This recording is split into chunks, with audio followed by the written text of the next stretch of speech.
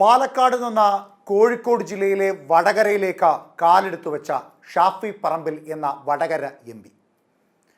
പാലക്കാട് അദ്ദേഹം MLA ആയി സ്ഥാനം ഏറ്റെടുത്തപ്പോൾ പാലക്കാടും അതിന് പരിസര ജില്ലകളിലും കാര്യമായ രീതിയിലുള്ള കോളിളക്കങ്ങൾ സൃഷ്ടിക്കുവാൻ കഴിഞ്ഞൊരു നേതാവാണ് ഷാഫി പറമ്പിൽ. അദ്ദേഹം പാലക്കാട് നിന്ന് വടകരയിലേക്ക് MP സ്ഥാനാർത്ഥിയായി മത്സരിക്കുവാൻ എത്തുന്നു എന്ന് പറഞ്ഞപ്പോൾ തന്നെ വടകരയിൽ ഒരു വലിയ ജനസാഗരം തന്നെ ഉണ്ടായി. ചെറിയ രാഷ്ട്രീയ നേതാക്കന്മാരെയൊന്നുമല്ല ഷാഫി പറമ്പിൽ പരാജയപ്പെടുത്തിയത്. KK ശൈലജ എന്ന ഇടതുപക്ഷത്തിൻ്റെ ഏറ്റവും മികച്ച ആരോഗ്യവകുപ്പ് മന്ത്രിയെയാണ് ഷാഫി പറമ്പിൽ പരാജയപ്പെടുത്തിയത്. കോഴിക്കോട് ഒരു വലിയ തരംഗമായി മാറിക്കൊണ്ടിരിക്കുന്ന ഷാഫി പറമ്പിൽ ഇപ്പോൾ പ്രതിപക്ഷ നേതാവ് VD സതീശന് വാക്ക് നൽകിയിരിക്കുകയാണ്. വരാൻ പോകുന്ന നിയമസഭാ തെരഞ്ഞെടുപ്പിൽ നിർബന്ധമായും തീർച്ചയായും കോഴിക്കോട് നിന്ന് MLA മാരുണ്ടായിരിക്കും എന്ന വാക്ക്. അദ്ദേഹത്തിന്റെ വാക്കുകൾ കേൾക്കാം. പ്രതിപക്ഷ നേതാവിനൊരു ഉറപ്പ് ഈ കോഴിക്കോട്ടെ കളക്ടറേറ്റിന്റെ മുന്നിൽ നിന്ന് കൊടുക്കാൻ ആഗ്രഹിക്കുകയാണ്. 57 EMS, 66 EMS, 67 EMS, 77 EMS എന്നൊക്കെ പറഞ്ഞവർക്ക് അന്ന് കൊടുത്ത തിരിച്ചടി അതിനെ സംബന്ധിച്ച് പ്രതിപക്ഷ നേതാവ് ഇവിടെ പറഞ്ഞു. ഇപ്പൊ 16-ലും 21-ലും 26-ലും ആരെങ്കിലും പറയാൻ ആഗ്രഹിക്കുന്നുണ്ടെങ്കിൽ 26-ന് കേരളത്തിലെ ജനത കൊടുക്കുന്ന തിരിച്ചടിയിൽ നിങ്ങളോടൊപ്പം കേരളത്തിന്റെ നിയമസഭയിലേക്ക് കോഴിക്കോട്ടെ കോൺഗ്രസിന്റെ MLA-മാരുണ്ടായിരിക്കുമെന്നുള്ള ഉറപ്പും വാക്കും ഈ സമര സംഗമത്തിൽ നൽകാൻ ആഗ്രഹിക്കുന്നു. പ്രതിപക്ഷ നേതാവ് എല്ലാ കാര്യങ്ങളും പറഞ്ഞു. ഞാൻ ഈ ദീർഘമായൊന്നും പറയുന്നില്ല. പിണറായി വിജയനോട് ഒറ്റ അഭ്യർത്ഥനയേ ഉള്ളൂ. ആ കുടുംബത്തോടുള്ള താല്പര്യത്തിന്റെ 10-1 ഈ കേരളത്തോടും ഉണ്ടാവണേ എന്നുള്ള അഭ്യർത്ഥന. ഇനി അത് വേണ്ട, അത് കുടുംബമാണെന്ന് വിചാരിക്കാം. കുടുംബത്തോടുള്ള താല്പര്യത്തിന്റെ 10-1 വേണ്ട, ചുരുങ്ങിയത് നരേന്ദ്രമോദിയോടുള്ള താല്പര്യത്തിന്റെ 10-1 കേരളത്തിനോട് ഉണ്ടാവണേ എന്നുള്ളതാണ് ഞങ്ങളുടെ അഭ്യർത്ഥന. അദ്ദേഹം ഈ കാര്യങ്ങൾ വിശദീകരിച്ചല്ലോ. എന്താ കോഴിക്കോട്ടെ മെഡിക്കൽ കോളേജിൽ നിന്ന് കഴിഞ്ഞ ദിവസം മുഴുവൻ കേൾക്കുന്ന വാർത്ത? ഇന്നലെ രാത്രി 2 മണിക്ക് ആളുകൾ ഫോണിൽ വിളിക്കുക. അവിടെ ചെല്ലുന്ന ആളുകൾക്കുള്ള ആശങ്ക തുടർച്ചയായി അവിടെ തീപിടുത്തമുണ്ടാകുന്നത്, രോഗികളെ ഒഴിപ്പിക്കേണ്ടി വരുന്നത്, അതിന്റെ ഭാഗമായി ആളുകൾ മരിക്കുന്നത്.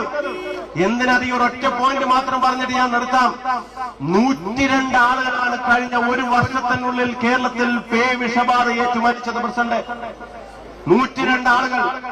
അത് 20 പേർ പ്രതിരോധ കുത്തിവെപ്പ് നടത്തിയവർ. മലപ്പുറത്തും പത്തനംതിട്ടയിലും കൊല്ലത്തുമായി 7ഉം 5ഉം 3ഉം വയസ്സുള്ള 3 കുട്ടികൾ ഉൾപ്പെടെ മരിച്ചു എന്നാണ് പറയുന്നത്. കേരളത്തിന്റെ ആരോഗ്യ വകുപ്പിനെ അനാരോഗ്യ വകുപ്പാക്കി മാറ്റിയ ആളുകൾ, കേരളത്തിന്റെ ആരോഗ്യമന്ത്രി അനാരോഗ്യ വകുപ്പ് മന്ത്രിയായി മാറിയിരിക്കുന്നു എന്നുള്ളത് ഇവിടുന്ന് ജനങ്ങൾ നിലവിളിച്ചു പറയേണ്ടി വരിക. കുത്തിവെപ്പ് നടത്തിയിട്ടും കുട്ടികൾ ഉൾപ്പെടെ മരിച്ചു വീഴുക. എന്തൊരവസ്ഥയാണെന്ന് ആലോചിക്കണം.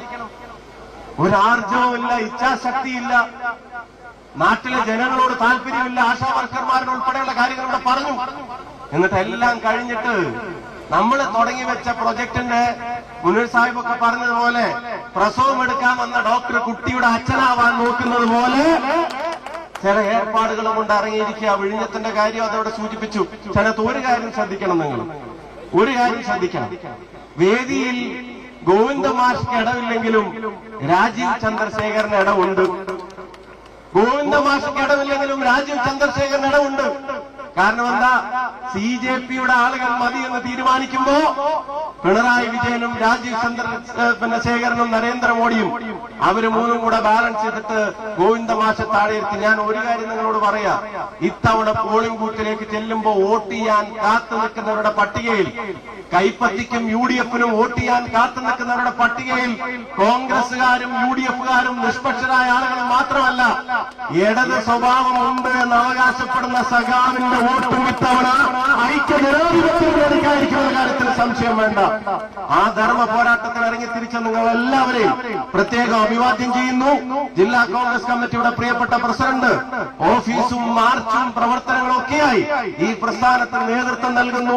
സജീവമായി പ്രസ്ഥാനത്തെ നമ്മൾ കെട്ടിപ്പടുക്കുന്നു. നമ്മുടെ ലക്ഷ്യം ഈ ലോക്കൽ ബോഡിയിലും വരുന്ന നിയമസഭാ തെരഞ്ഞെടുപ്പിലും ജനം ആഗ്രഹിക്കുന്ന വിധിയെഴുത്ത് ഇവിടെ നിന്ന് ഉണ്ടാക്കി കൊടുക്കുക എന്നുള്ളതാണ്. പ്രതിപക്ഷ നേതാവിന് ഉറപ്പ് നൽകുന്നു. എണ്ണുമ്പോ കോഴിക്കോട് MLA-മാരെ എണ്ണിക്കോളൂന്ന് ഉറപ്പ് നൽകിക്കൊണ്ട് സമരാഭിവാദ്യങ്ങൾ നേർന്നുകൊണ്ട് നിർത്തുന്നു. നിങ്ങൾക്ക് ഏവർക്കും ഈ പൊള്ളുന്ന വെയിലിനെ വകവയ്ക്കാതെ ഈ പോരാട്ടവുമായി കടന്നു വന്ന കോഴിക്കോട്ടെ പാർട്ടി പ്രവർത്തകന് ഹൃദയത്തിൽ നിന്ന് സമരാഭിവാദ്യങ്ങൾ നേർന്നുകൊണ്ട് നിർത്തുന്നു.